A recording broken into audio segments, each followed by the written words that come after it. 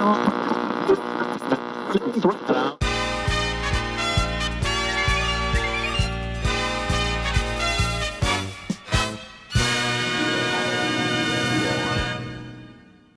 Mapam, welcome back to the Midweek Update. In today's episode, we take a look at the benefits of acupuncture, the challenges of financial aid, the upcoming Skull and Bones play, and a special look at the upcoming episode of Talkin' Cookies. This and more on this week's Midweek Update. I'm Hallie Gillison. And I'm Mya Santiago, and welcome back to the Midweek Update, the B&B show that brings you closer to the people and places in and around the Mepham community. So Emma, how excited are you for the Battle of the Classes tonight? Hallie, I'm so excited. Am I competing in anything? No, but still. Oh yeah, I completely understand. Just being there and praying the juniors win this year is going to be great. You hear that, seniors? We're coming for first place. Okay then. I wonder what teachers will be there tonight. Hopefully Mr. Russell and Mr. Morris will be in attendance. So the question is, what is your opinion on acupuncture? Acupuncture? That's the thing with the needles, right? Yeah. It's like been around ancient Chinese civilization technique, right? Western medicine doesn't necessarily, although they're coming around on it, aren't they? I think so. I know there's plenty of places that do it. I don't know feel if that like- legitimizes it or not. I kind of feel like during COVID, right, there were all these different wellness ideas that started to come around. Massage therapy was one of them, acupuncture was one of them, and a lot of people started doing it, Yeah, very true. Definitely picked up some steam. right? So do you think there's anything to the pressure points and like tapping into that with precision needles? I think there is something to it. I tried it once. A friend of Oh, you mine did? does. Okay. I did I try never it. tried it, so. My shoulder was tense. Yeah. It's tense again right now. So you need the needles again. So maybe I need to go back. At the time, I feel like it helped a little bit. I do feel like it Because I know helped. there's like pressure points that like this one, if you squeeze your hand when you have a Right. headache, like you push into that pressure point and you hold it, it helps with like headache relief a little bit, so Huh. like migraine or tension headaches. Okay. So I think there's something to it. I've never tried it, but I'd be open to, going for. But then again, needles. Like, Yeah, do you really want to? I'm okay. I think if it's like neck down, but I think anything going into your Oh, face, yeah, right? that's Like, a you little ever bit see the more. ones like sticking out by your eyebrows and stuff? I'm Yeah. afraid you just one slip like up. hitting the bone. Right Yeah. there. What if you just like fall off the table and then they'll just like. That would be terrible. There's a lot of risk versus reward. So for that. what'd you do? Okay, that was hysterical. But isn't acupuncture kind of a random topic to debate about? Definitely, but it is relaxing, so I think it's fine. Hallie, I'm not gonna lie, don't really know the benefits there are to acupuncture. That's okay, because Jacob Kaplan has got you covered. Acupuncture. It's a word people throw around a lot, but most people only have a surface level understanding of what it is. Because of this, acupuncture's many benefits are rarely discussed. To learn more about this obscure form of medicine, B&B sent reporters to Acupuncture for Optimal Health, a local business in Rockville Center. Acupuncture is the insertion of fine, sterile, disposable needles into specific areas of the body called acupuncture points that run along meridians or channels, and they cause different effects in the body. It's the theory and philosophy that when the body has inflammation or congestion or things that should flow smoothly are not, acupuncture helps to restore that. And that translates into reduced symptomology. There are several reasons that people write off acupuncture without looking too deep into it. One reason people don't give acupuncture a try is because they aren't sure what it helps with. Right now, infertility is everywhere. So acupuncture really helps with increasing the success rates of IUIs and IVF. We also see other conditions, of course, neck pain, back pain, anxiety, stress, cancer treatment, migraines, headaches, arthritis, autoimmune diseases. Another reason people don't look into acupuncture is because they don't know what to expect during the procedure. I find it very peaceful. The room is dimly lit. The music is soft. You really don't feel the needles. I actually go to sleep. So it's comforting, it's relaxing. It relieves the pressure on my joints. So yeah, it definitely helps with that. There are a lot of stereotypes about acupuncture that turn people off from giving it a try. People often think that this is going to hurt or that our needles are going to be large and thick. The truth is, they are tiny and small. Our goal is to have no discomfort and a comfortable treatment experience. Most people have a very limited understanding of acupuncture, and its benefits can help with many problems that people struggle with in day-to-day life. For B&B, I'm Jacob Kaplan. Whoa, that sounds like something I might want to do in the future. It seems really cool. Speaking of the future, have you thought about financial aid at all for college? What a jump, Hallie. What? You can't blame me for thinking about the future. Also, there are a lot of challenges involved with getting financial aid. When it comes to choosing a college, one of the most significant factors for students is financial aid. The cost of higher education can be daunting, and financial assistance can make all the difference in a student's decision-making process. Financial aid is every college student's best friend or worst enemy. Financial aid is the money that you are possibly provided through a school, university, college, whatever it may be, towards your future funding in order to provide assistance in paying for college someday. A big aspect of tuition is the cost. Nowadays, the average tuition to attend college is around $25,000 per year, including all expenses. The cost has increased largely over the past years because of the recent causes of inflation. This has impacted families and students within their financial situations. First of all, the cost of college now is just astronomical.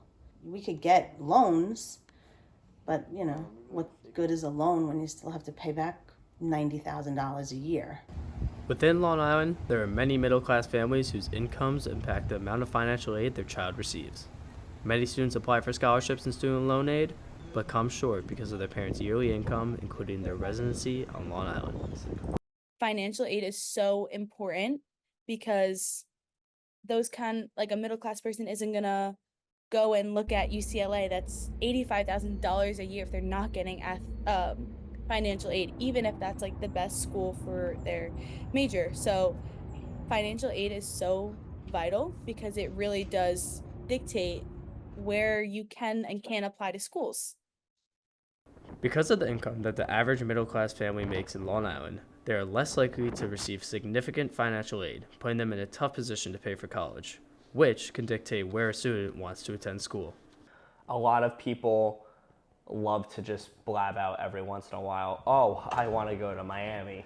Well, Miami's $85,000 a year, and unless you're getting financial aid or you've come from a pretty wealthy background, unfortunately, you're not going to be in the right realm in order to attend a school like that probably.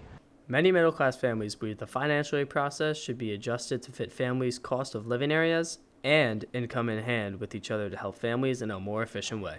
I think another change should be maybe regionally or take into consideration the cost of living in the area as compared to the annual income of that family. Although financial aid is meant to help many, there are still many flaws that affect certain families throughout places like Long Island, making financial assistance for college just out of reach. For BMB, I'm Kyle McClellan. I hate to say it, Hallie, but you were right. That is important information for the future. Exactly. And since we're on the topic of finances, I wonder how much tickets for the play costs. I really have no clue, but Mya Passanisi would probably know. Thanks, guys. I'm here in the Mepham Auditorium where just this weekend our Skull and Bones Club will be performing the 2024-2025 school year's fall play, Middletown. A story about the lives of people in a small American town explores themes of life, death, and human connections through humor and depth.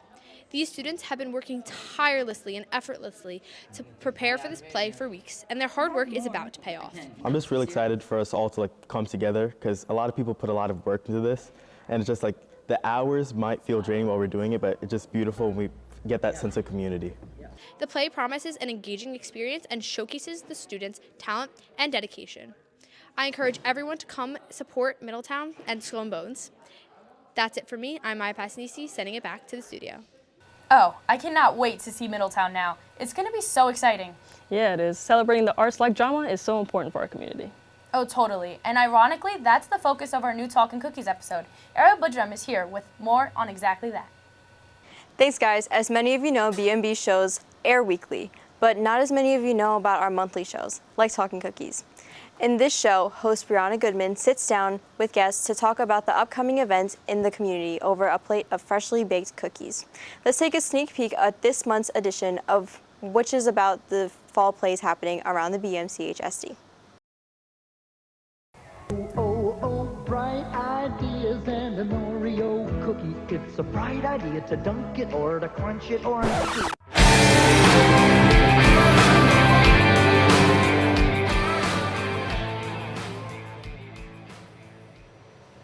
Welcome back. As we took a tour around the Bellmore-Merrick community, I'm here in Mepham with Skull and Bones member Claire Arnoff. How are you doing today? I'm doing great. How are you? I'm doing very well. So I heard that there is a play coming into town this fall. It is. It's called Middletown. Can you tell me a little bit about Middletown? So Middletown doesn't take place anywhere specific. It's just your average town filled with many like histories and like stuff and there's many people in this town, and although the people seem small, they each have a story. So what is your role in Middletown this year? So I'm Miss Swanson. She's one of the leads in Middletown, and she's like in her 30s, and she basically wants to start a family. So what goes into playing Miss Swanson? Well, it's a lot of like finding the beats, finding where to pause, but like a lot of her interactions are very awkward, and she has a lot of positivity too, so I have to find a good balance between those. That sounds like it's going to be a lot of work, and the fact that you have to go immerse yourself into this character, that is a challenge in itself. So I know that you're part of crew. Can you tell me what it's like to balance costume and being Miss Swanson in Middletown? We got most of the hard stuff down. All we had to do is make a slideshow where it shows the outfits, and the crew head, Emma Gallagher, she's really talented, and she's really good at making costume crew come together, and I just basically help out with that, and I perform the play on rehearsals, and at home I work to make costume crew happen. So you guys heard that here first. Break a leg to Thank Skull you. and Bones, and I hope you guys have a wonderful play. Thank you. Thank you for having me. Thank you for coming in. Of course. I've been Brianna Goodman alongside Claire Arnoff, who's in our play coming up, Middletown. Make sure to check it out and make sure to be there. It's always really exciting to see what the other schools in our district are doing. If you want to catch the full episode, be sure to check BMB's YouTube channel today. That's all for me. I'm Ariel Boodhram, sending it back to the studio. Thanks, Ariel. I'm so excited for this upcoming episode. You know what I'm so excited for? The football team making semifinals and the girls volleyball team making county finals. We have had quite the week for sports, and Jared Broxmeyer is here to tell us more about it.